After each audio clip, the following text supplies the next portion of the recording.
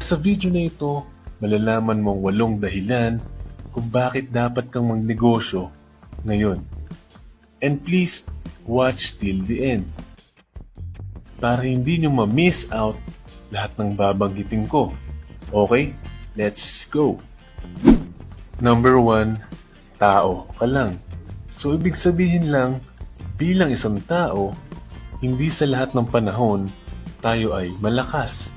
So may time na magkakasakit ka, magkakaroon ka ng malubhang karamdaman, o kapag minalas ay maaaksidente ka.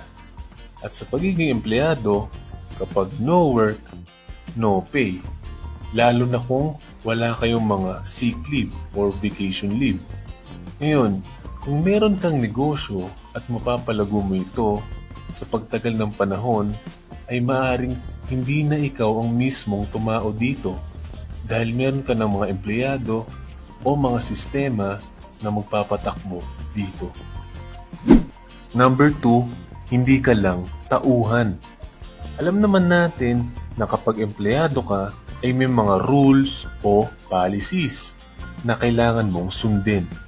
Meron ding mga mas mataas sa iyo ang posisyon na kailangan mong sundin. In short, hindi mo basta-basta magagawa kung anong gusto mo dahil tauhan ka ng kumpanyang pinapasukan mo. Hindi mo hawak ang oras mo, ni hindi mo nga alam kung tataas ba ang sweldo mo o kung tataas ba ang posisyon mo. So, kapag inutusan kang mag-OT, susunod ka lang. Kapag sinabihan kang mas pumasok ng mas maaga, susunod ka lang. Kapag pinapasok ka ng Sabado, Linggo, ng day off mo, or kahit holiday, susunod ka lang. Kapag sinabing gawin mo ang hindi mo trabaho, susunod ka lang. Ibig sabihin lang, wala kang kontrol. Kaya kung may negosyo ka, ikaw na ang bahala. Ikaw na ang masusunod. Number 3, oras. So sa trabaho, hindi ka sigurado kung kailan ka ba makakauwi. Kasi may chance na mag-OT ka. Kung wala kang OT, 8 oras kang magtatrabaho. At sa loob ng 5 araw ay 40 oras. Isipin mo na lang yung 40 oras na trabaho hanggang mag-retire ka sa edad na 65. So gaano katagal ang gugugulin mo sa pagtatrabaho pa lang? Hindi pa dito kasama yung gugugulin mo sa paborito nating lahat na traffic. Kaya paano pa yung oras mo sa sarili mo, sa pamilya mo o sa kaibigan? Kung meron kang negosyo, mas kontrolado mo ang oras mo. Ikaw ang magde-decide dito. Kung gusto mong hindi magbukas, walang problema, di ba? Tapos kapag napalago mo pa ito, mas dadami pa ang oras mo sa mga mahal mo sa buhay. Number 4, makaalis sa rat race. Dahil empleyado ka ngayon, malamang kabilang ka dito. Yung mga taong paikot-ikot lang yung cycle sa buhay na parang daga sa rat wheel. So parang ganito, gising ng maaga, pasok sa trabaho, uwi sa bahay, tulog, tapos repeat hanggang mag-retire. Yung iba ay ganito, trabaho, sahod, gastos, tapos repeat hanggang mag-retire. Sa pagkakaroon ng negosyo, maaari kang makawala dito. Number 5, source of income.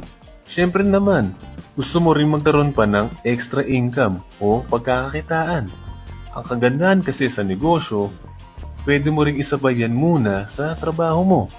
Lalo na kung startup pa lang yan or sumusubok ka pa lang. Pwede maliit na tindahan sa bahay nyo or maliit na online business lang. At ang dapat mong goal dito ay yung income mo sa business na ito ay maging sapat o sobra para mabuhay ka at ang pamilya mo nang hindi lang umaasa sa sahod galing sa iyong trabaho. Number 6, para makatulong. So kung isa ka rin sa mga uri ng tao na mahilig tumulong sa iba, bagay na bagay talaga ang pagkakaroon ng negosyo. Bakit? Dahil ang negosyo mo ay nakakagawa rin ng trabaho o opportunities para sa ibang tao. So bukod sa nakakatulong ka na sa mga customer mo, nakakatulong ka rin sa mga empleyado mo at sa mga pamilya nila. So, win-win situation yun, di ba? Ngayon, dahil likas kang matulungin, yung mga kinikita mo rito ay pwede mo rin ipangtulong sa mga charity, sa mga foundation, sa mga fundraising, sa mga naapektuhan ng kalamidad, sa mga simbahan, at maging sa mga kamag-anak at kapamilya mo na rin. Number 7, passion.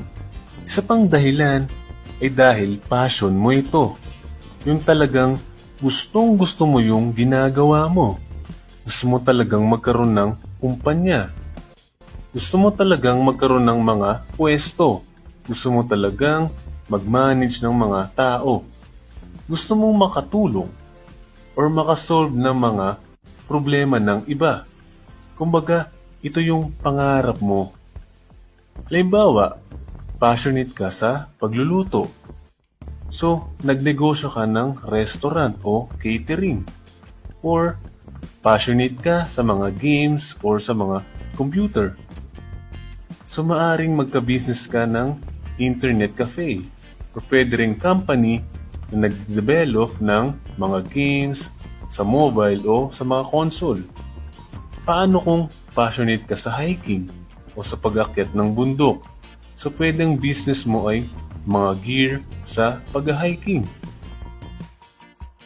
Marami pang ibang passion na pwede mo ring i-convert sa sarili mong negosyo. Ito yung trabaho na nakaka-excite at gaganahan ka.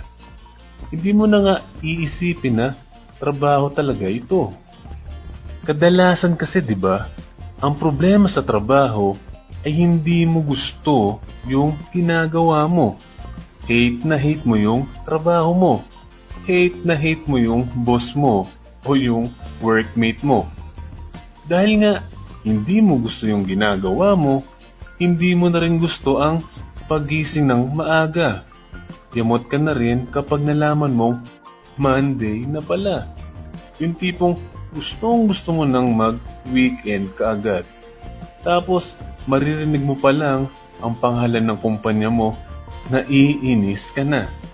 Kaya kung passionate ka sa ginagawa mo, maiiwasan mo ang mga ito. Number 8, kalayaan. Ang huling dahilan natin ay kalayaan. Dahil nga malaya ka na, wala ka ng boss. Hawak mo na ang oras mo, ang schedule mo.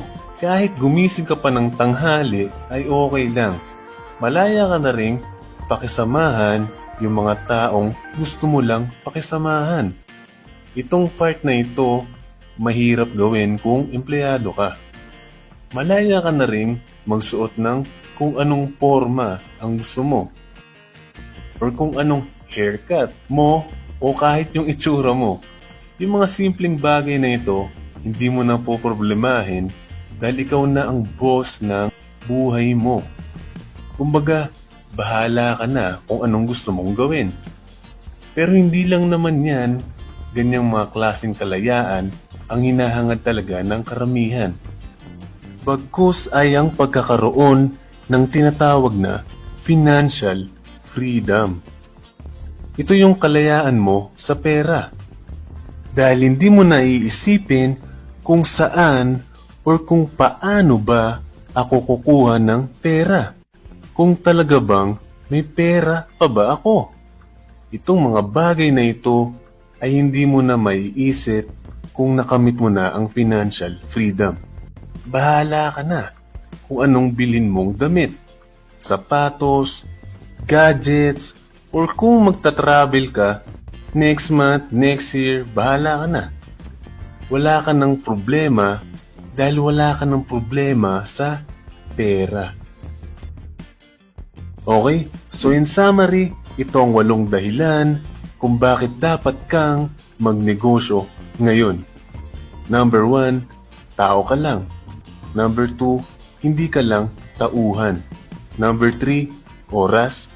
Number 4, makaalis sa rat race. Number 5, source of income. Number 6, para makatulong.